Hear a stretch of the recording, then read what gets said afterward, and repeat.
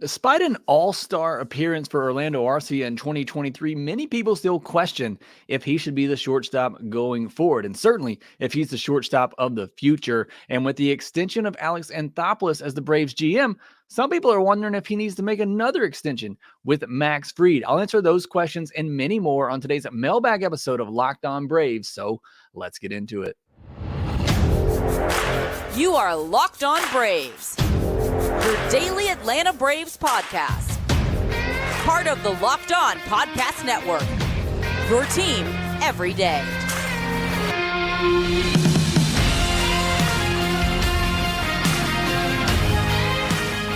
Hey, and welcome back to Locked On Braves, part of Locked On Sports Atlanta, where we cover your favorite Atlanta sports teams each and every day. I am your host, Jake Mastriani. You can follow me on social media at Shortstop Ball. Also, make sure you check out the podcast on social media at LockedOn_Braves. Check out my written work over at BravesToday.com. Make sure if you're new and watching on YouTube, hit that subscribe button. We're almost at 8,700 subscribers, trying to get to 10K by opening day. So thank you so much for your support there. And you can support me if you're already subscribed by hitting that thumbs up button so other people can see it and hopefully join us here on Locked On Braves. Appreciate all of you listening on the audio version as well. If you could, make sure you give me a 5-star review there to help support the show. Thank you so much for all the support you give me here at Locked On Braves, whether you're an everydayer, whatever, audio, YouTube, whatever it may be. I really do appreciate all of you, and especially those who are joining live here. We got several people in here live on a Friday night, so I appreciate that. Jeffrey Humphreys, Kenneth McHenry, Golden Child, Brennan Gandy, Nick, Ecuadorman, Ellie Maynard in here, Little E. Thank you so much for all the support and joining us here live.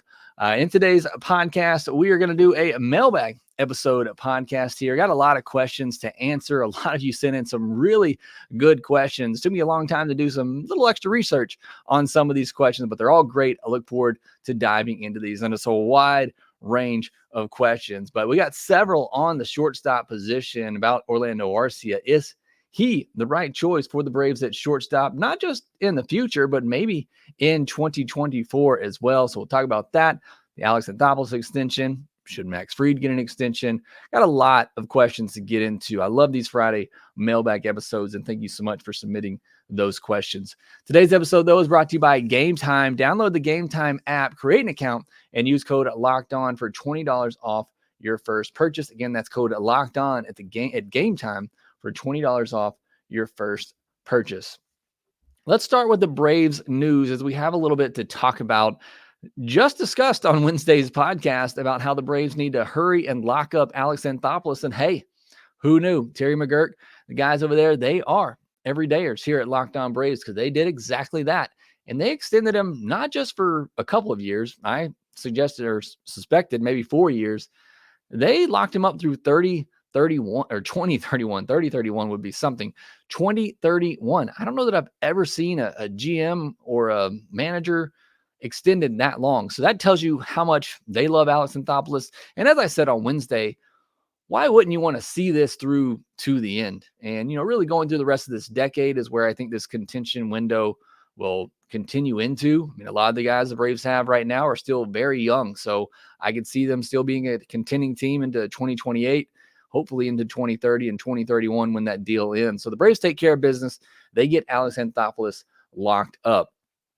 They also agree to ARB deals with Max Fried and AJ Minter, who are in the last year of arbitration for both of those players before they become a free agent. Fried settles for $15 million, a little over the projected arbitration for him at $14.4 million, and Minter at $6.2 million, which was a little under. So comes out about even with them and Huascar Ynoa, who took a little less. So all the arbitration figures end up coming about what we projected anyway. So nothing real significant there.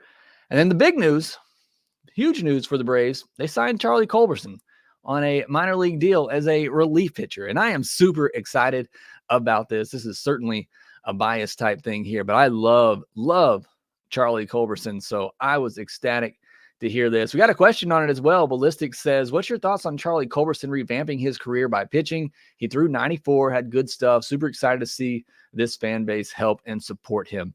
I think it's really cool And I'm glad the Braves are giving him this chance. I think I said it at some point earlier in this offseason. I didn't say it here. Maybe I wrote about it. I know I've at least thought it, that if Charlie Morton comes back and tries to make a career as a relief pitcher, I hope the Braves give him the chance to do that. So I'm ecstatic, again, that they are giving him this opportunity. Don't know that I'm that confident it's going to work out. I mean, he does throw mid-90s. That is certainly something. And you give him enough time to work on some secondaries, get something together. Perhaps he does make a little bit of a career out of it as a, mop-up type of guy. Either way, I hope Charlie Culberson is in this organization in some way for a long time. So I'm glad the Braves are giving him this chance. And if you didn't know, he did throw some games at Gwinnett last year as he started to make this transition, which is why I mentioned it, the fact of them possibly bringing him back. 5 strikeouts in 3 2/3 innings, but he did give up 8 hits and 2 walks for a 2.73 whip. So again, I don't know how confident I am, and Charlie Culberson, turning this into something, but I'm glad that the Braves are giving him this opportunity, and I hope it does work out. Love Charlie Clutch. Again, I hope in some way he is part of this organization for a while. Let's jump into the heart of these questions here. Joey Milby says, give us 3 bold predictions for 2024. Says mine are Bryce Elder, 2024 All-Star, Michael Harris, top 10 MVP. Huascar Ynoa comes back with a vengeance and is a long man for us. I like 2 of those. I don't see Bryce Elder getting to an All-Star game again. And I like Bryce Elder. Wrote an article about him over on Braves Today this past week. You want to go check it out. I think we are undervaluing him because of the first half he had last year. People are expecting that for him, and that's not who he is. I like Michael Harris as a top 10 MVP candidate. I'll go further. Maybe this is further than that. I don't know. But one of my bold predictions is a 25-30 season for Michael Harris. I want to see him run a little bit more. I think maybe he's been hesitant to do that in the past because he's been batting in front of Acuna, Olsen, Riley, all these guys who are obviously going to hit the ball out of the park a lot. Everybody in the Braves lineup does. But I think maybe that's held him back from running a little bit. Hopefully this year, if they bat him, 5th, 6th, somewhere in there in the lineup, maybe even 2nd, I hope to see him run a little bit more. And I think he gets, 20 to 25 home runs. So I'm expecting big things from Michael Harris. He's also on my dynasty team. So I'll take that as well. My other one is that Sean Murphy becomes the best catcher in baseball again. Maybe Adley Rutschman still up there with his switch hitting tendencies and really good behind the plate. But Sean Murphy, the first half of last year, everybody was saying he is the new best catcher in baseball. Second half obviously fell off, whether that's injury related, playing time issues, whatever it may be. I think in 2024, we see him become more of that first half Sean Murphy. And I think he shows that he is the new, best catcher, one of the best catchers in all of baseball. Also just traded for him in my dynasty league. So that would help me out a ton. And then my other one is Hurston Waldrop finishing top 3 in the NL Rookie of the Year. Yamamoto is the overwhelming favorite right now on FanDuel for the National League. But other than that, there's not a ton of candidates. So if he gets half the season with Atlanta and does what I think he can do, I think there's a chance Waldrop gets in the Rookie of the Year final, be one of the finalists there. So those are my bold predictions. We'll probably do a full bold predictions episode sometime before the season starts. So you may hear some of those again, but I'll try to come up with some new ones. But great question there. You got some bold predictions? Let me know in the comment section below. Ron Stevens says, since Atlanta signed Fried to a 1-year deal, what does this mean going into 2025 as far as keeping him long-term? It doesn't mean much of anything. Certainly good. They didn't have to go to another ARB hearing. I think he's already done a couple with the Braves. So it wouldn't be good if they are trying to work out a long-term deal to then have to go to arbitration, tell him why they don't think he's worth that much money, and then try to extend them. Probably wouldn't be the best, but I don't think it changes much either way. Landon says, 2 questions for Landon. One is, who would be some players that AA should sign to minor league contracts to have for emergency options for this next season? 2 things. I don't know particular players because I don't know what this free agency market looks like. Players are getting contracts I never thought possible. So I don't know who is worthy of a minor league deal at this point. But I would look to sign a veteran outfielder like you did with Kevin Pillar last year, if not Kevin Pillar himself. Maybe a Jordan Luplow, Chad Pinder. I'm going to talk about some of those guys here in a second too. But I would look to sign a veteran outfielder to get some depth there, right-handed variety, if possible. And then I look to get a veteran starter on a minor league deal. Noah Syndergaard, Julio Teheran, Alex Wood, Jaime Barria, Colby Allard even. Again, Alex Wood probably gets a 1-year, $10 million deal. Julio Teheran probably gets a $11 million deal with the way free agency is right now. But I'd get somebody like that, veteran guy, just to give you some depth. So that's what I'd be looking for right now. If I'm Alex, I'd be looking for veteran outfielder and a veteran starter pitcher that you feel pretty confident can step in if needed. JDK says, Jake, now that the heavy lifting is done, which do you prefer, the dream offseason you proposed or what AA actually did? So my ideal scenario was extend Fried, trade AJ Smith-Shawver, Grissom, and Richie for Dylan Cease, sign Luis Severino to a 1-year, $12 to $14 million deal. I think he ended up getting 14 from the Mets. Trade for Heston Kjerstad, Schuster, Schwellenbach, and Owen Murphy, and sign Tommy Pham to a 1-year, $8 million deal. You look at it in the end, I think I like the move for Chris Sale better than the move for Dylan Cease. I mean, Dylan Cease has holes of his own. I think Chris Sale, when healthy, is a better pitcher than Dylan Cease. Maybe I'm going out on a limb saying that, but so I think I like that move better.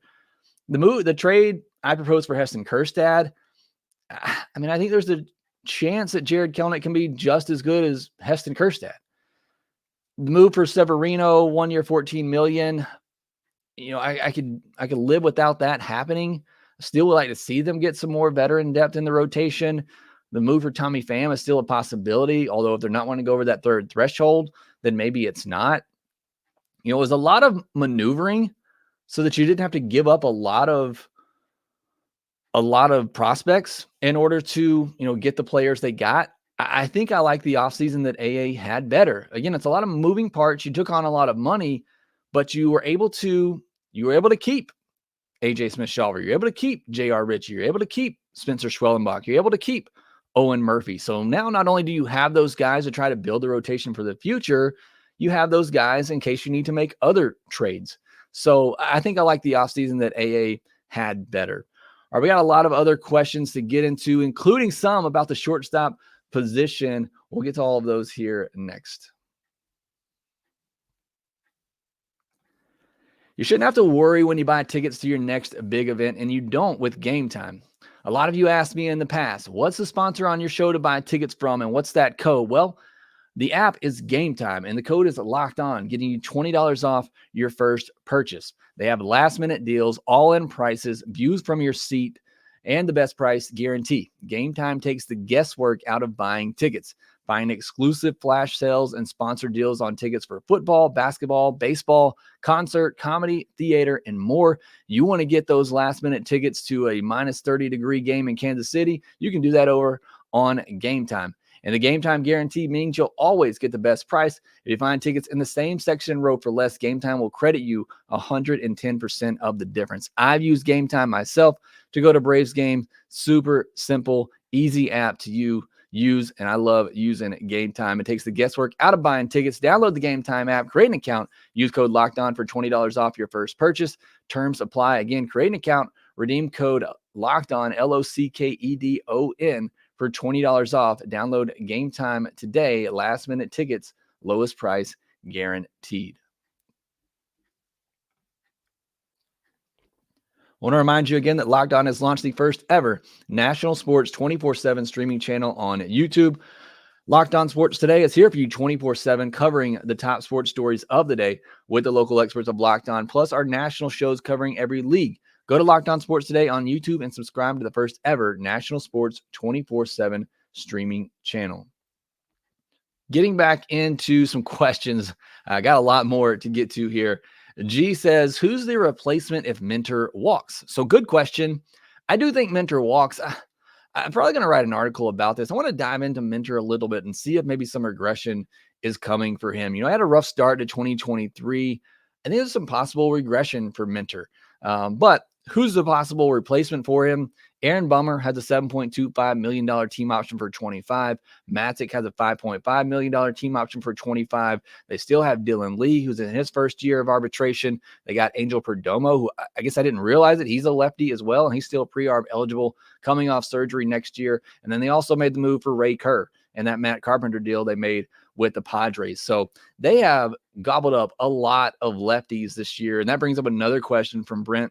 Watanabe, who says, do you think A got all the left-handed relievers because he wants to give Masick time to figure it out as he comes back from injury? Seems like a similar situation with Sale where he wants him ready for the postseason. I think that's possible. I think it's more so getting ready for the lefties that the Phillies have, and the Dodgers for that matter, have some really good lefties as well that you need to handle. And I think it's possible insurance for Minter going away, and you can never have enough lefties. So I think that's been very calculated this offseason, that he has gone out and targeted lefties and created a lot of depth in the system, getting a lot of lefty relievers. Razor Reb says, barring any trades, what current minor leaguer do you see as the most likely to be the next to carve out a part-time or full-time position player role in Atlanta? McCabe, Alvarez, Baldwin, or someone else? Part-time role, I think Luke Waddell is the next one. I think he can very easily be a bench player. He can be a David Fletcher. He can be a Luis Guillorme. I think Luke Waddell can be that. I don't see him really ever being a full-time position player, but I can see him carving out a part-time role on the Braves bench very soon. Baldwin, of the guys you mentioned, is probably the closest. He finished the year at AAA. Maybe he gets some DH opportunities in 2025 if Ozuna's not brought back. If Ignacio Alvarez proves that he can handle shortstop, maybe he gets a chance sometime in 2025. There's not a lot who are ready, certainly not to take over in any full-time capacity, but the Braves don't need that right now. So those are the ones that, I would point out. Luke Waddell in some sort of part-time bench role, Drake Baldwin just because he's already advanced to AAA, and then Ignacio Alvarez just because of the opening at shortstop, and he's the most advanced of those shortstop prospects right now. Kirby D says, who would you realistically trade for to lock down the shortstop position? Now we got to run on shortstop questions here. Who do you feel like the Braves could get with their current farm system? Is there anyone untouchable in our farm system, in your opinion? I'll answer that last question first. I wouldn't say there's anybody untouchable, but just based on the way this offseason has gone, it feels like A.J. Smith-Shawver and Hurston Waldrop are somewhat untouchable. AA's made all this maneuvering in these deals to not have to trade one of those guys. If you want to Cease, you're going to have to give up one of those guys. If you wanted a Glass now, you're going to have to give up one of those guys. And from what we can tell from the outside, AA was unwilling to do that. Now, I would move anybody in the right deal, but I do like hanging on to Waldrop and A.J. Smith-Shawver, and even J.R. Ritchie, who I think has a good upside. I like hanging on to those guys because you're going to need to build up this rotation through your farm system at some point. You're going to need a guy or two a year to come up and fill in this rotation. Realistically, who could they trade for to lock down the position? I don't know of anybody at the major league level. Nobody's really, clamoring to trade any full-time shortstops at the major league level. I think you'd have to go the prospect route, which is what our next question is. Paraz says, would you think, since we don't have a shortstop in the wings, that we could do a pitching prospect or two to get a really good shortstop upgrade?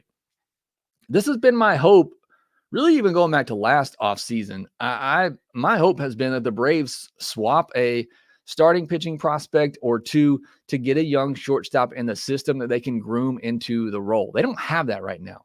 Maybe they think that's going to be Ignacio Alvarez. I have my doubts there, and you know how much I love Nacho. Got a baseball card of him behind me here.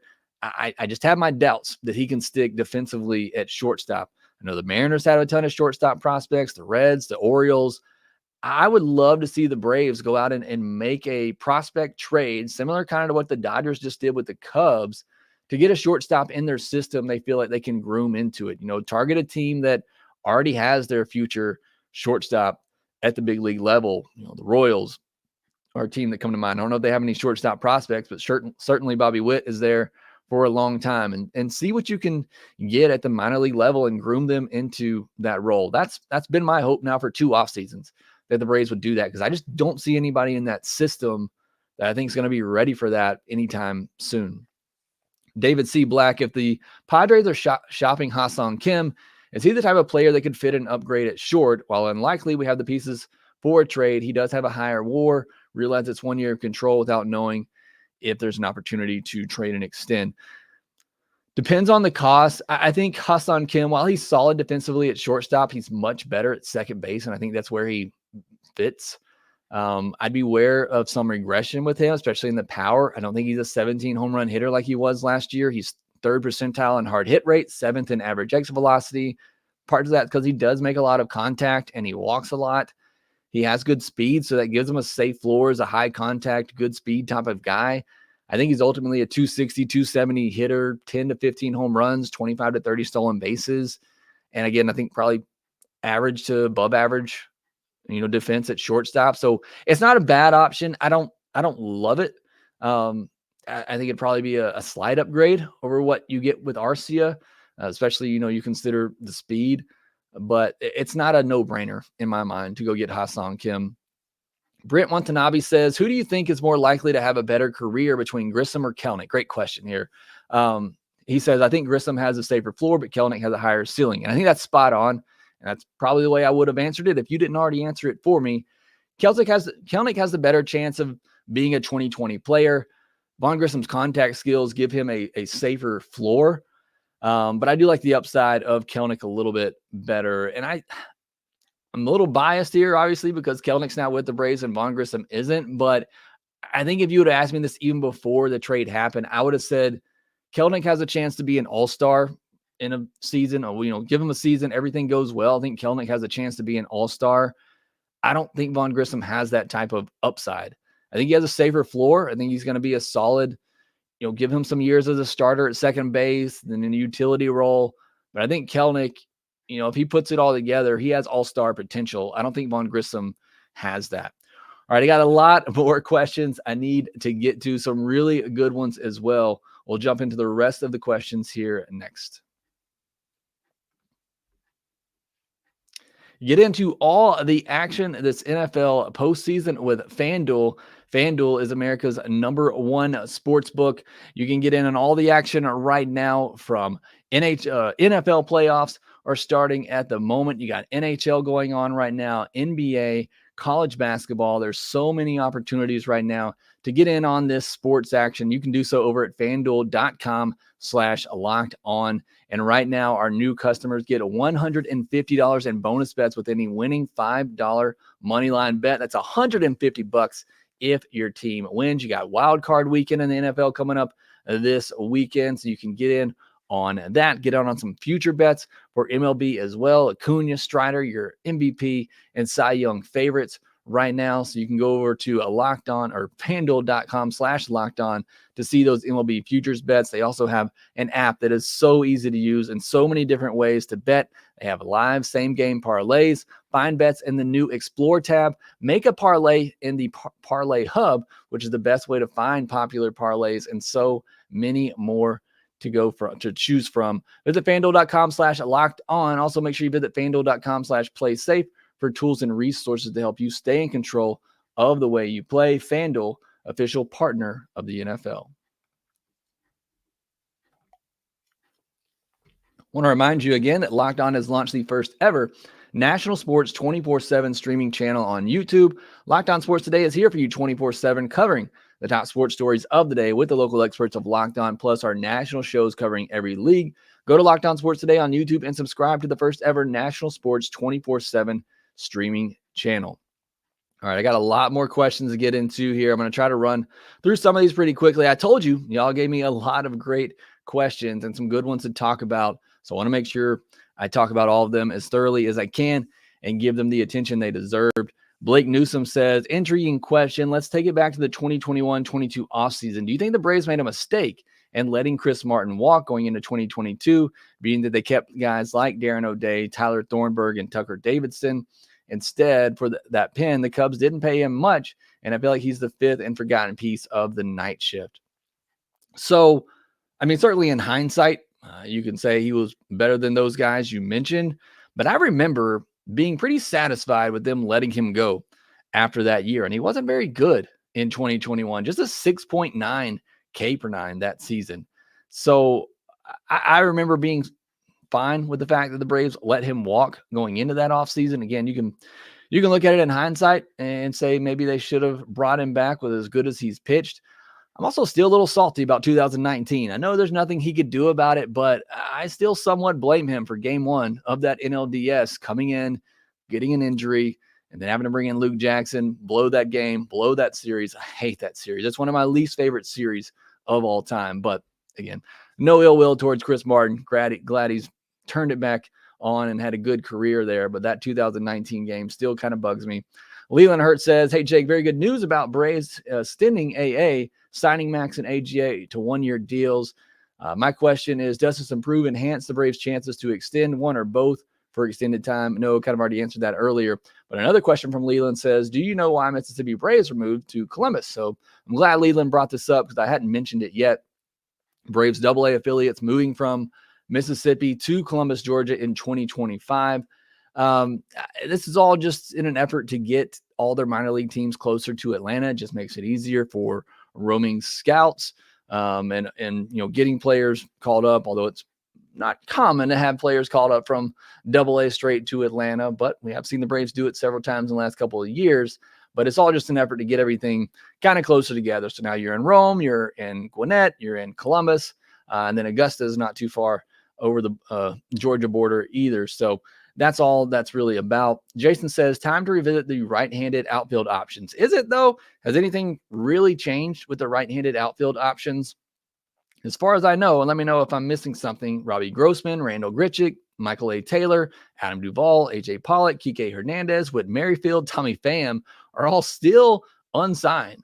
So there's still a lot of solid options out there. You also have minor league options, Darren Ruff, Chad Pinder, Jordan Luplow.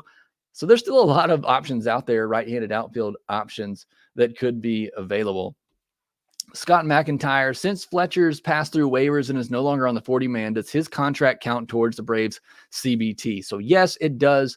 Luxury tax payroll includes salaries for players with guaranteed contracts no longer on the 40-man roster or no longer in the organization. So even the money they're paying Matt Carpenter still goes towards their CBT. Mark Schimmer says, thoughts on if AA signs Yasiel Puig? Seems doubtful. I mean, what is his market? He hasn't been in the big leagues now for a couple of years. I mean, if you can get him on a minor league deal, certainly. Why wouldn't you take a shot? But, is he a starter? Is he a bench player? I haven't watched Puig enough to really know. I know he's tearing it up in the Winter League right now down there in Venezuela, but depends on the type of deal. I mean, if you could get him on a minor league deal, I certainly would take that gamble. Can you explain to the layman where the money to keep A till 2031 comes from? I think it's great, and I know the money is not the same as team money, but surely they can sign players like Fried if they can keep Anthopoulos. So I don't know if I'm going to answer this the way that you're wanting to. I don't really know if I fully understand what the question is here, but I assume Liberty Media pays him just like a salary employee. Maybe somebody can give a better answer to that in the comments section. I don't know how that works. As you said, obviously the money for him is different than the team payroll money. But again, I don't know if I quite understand what you're asking, but maybe somebody can give a better explanation of that than I can in the comment section. Cam, K-A-M, says, are we overlooking a possible Ian Anderson comeback in the second half of the season? He's a big threat when he's on, and I don't think we've seen the last of him. All right, here's my issue with Ian Anderson, why I really haven't brought him up a lot. He had serious command issues before he got injured. I mean, this is a guy that was getting demoted. He was getting sent down because of the control issues that he had. And now we're going to ask this guy to come off surgery, hasn't pitched in a while, and play a big role. He had a 4.4 walk per nine in 2022. Even going back before that, 2020, 2021, when he was good, it was a 3.9 and 3.7 walk per nine. Those aren't great numbers. And again, now we're asking somebody who hasn't pitched for a while to come back from injury and suddenly have really good command. And, somebody who needed a third pitch to develop that third pitch like that.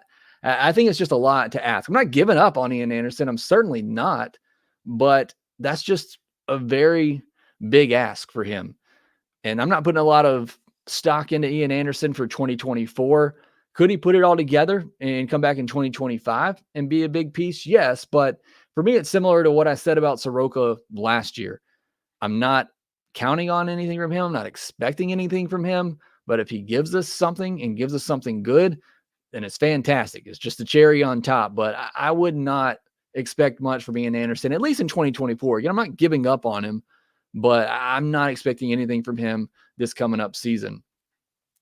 Jay Cho said the contending team who has kept their interest in Blake Snell quite this long, referring to a post from Bob Nightingale, says a possible Fried replacement. There's no other left-handed pitcher on the market anytime soon. I would be shocked if the Braves sign Blake Snell. I cannot see Alex Anthopoulos giving $150, $200 million over 5 to 6 years for a guy who has not proven to be durable. I would be shocked. Could it happen? Sure.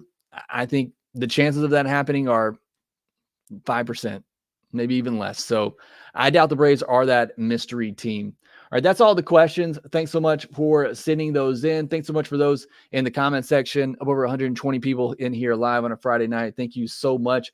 Apologize if I didn't get to your question or comment. See Skate Baker saying, love the show. Keep it up, Jake. I agree with that. Joey B says, I'm a big fan, but if Joey Ortiz from Baltimore could be available, another infield guy, the Orioles got several guys that maybe they could trade as well. But thanks so much for the questions. We also had a question from Cats Buckeyes talking about Jose Perdomo. I'm going to talk about him and all the other international signing guys on Monday because that's when those signings become official. So I'll talk about Perdomo then and some of the other signings as well that the Braves make. We'll see if they make more. I think they're spending $6 million on Perdomo, so they're not going to have a lot of money left. But we'll talk about all of those players on Monday's Minors episode. Staylock57 says, assuming Fried leaves after 24 season and Morton retires, where do Braves spend the $35 million on 2025 roster? I think it's possible the Braves are going to try to get under the tax next year. So I don't know that money gets allocated anywhere else. They're going to make some moves and they're going to need to shore up the rotation. But I think next year we could see the Braves try to significantly cut payroll to get under the luxury tax and not go into that third year. Matthew Brittingham says, Tehran gets more than Alex Wood. I don't like Wood much at all, but I'd take him over Tehran for sure. I'm just throwing numbers out there. Again, this free agent market is so wild. I don't know what those guys would get, but Tehran was pretty good with the Brewers last year. Go back and check those numbers out. All right, that will do it for this episode of Locked On Braves. Got a couple of news items we didn't get to around baseball. We'll discuss those on Monday. But again, thank you so much for all of some questions that you submitted. Had a fun time researching those, putting this show together as I always do on these Mailbag Fridays. Thank you so much for your support here of Locked On Braves. Make sure you subscribe on YouTube if you are new, and make sure that you rate, review, and subscribe to Locked On Braves wherever you get your podcasts, YouTube, audio, wherever that may be. Thank you so much for your support here at Locked On Braves. Follow us on social media at Shortstop Ball and at Locked On _Braves, and we will talk to you next time.